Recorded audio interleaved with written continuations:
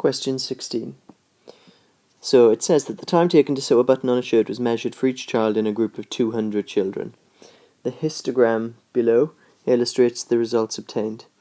Now we know that for a histogram, the areas of the bars gives us our frequency. So if we multiply, in this case, the frequency density by the time, then that will give us our frequency. So the question says, use the histogram to calculate how many of the children took less than 50 seconds to sew a button on a shirt. And if we look at the time range, we've got 0 to 20 to 40 to 60. So we know the halfway will be 50. So if we're trying to work out less than 50, that means finding the area of each of the four bars here. Or, easier, because we know that there are 200 people, 200 children, then what we could do is work out how many children, or what the frequency of this bar is, and take that away from the 200. So in working out the frequency of this bar, we can see that the class width, or the length there from 50 to 60 is 10.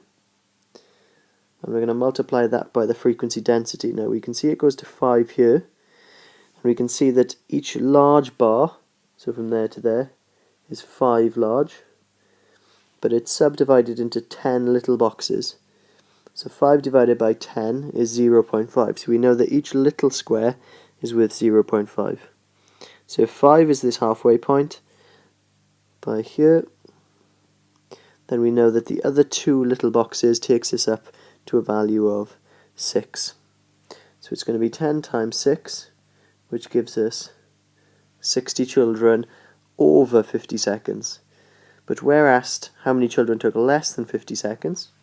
So 200 minus 60 equals the 140 children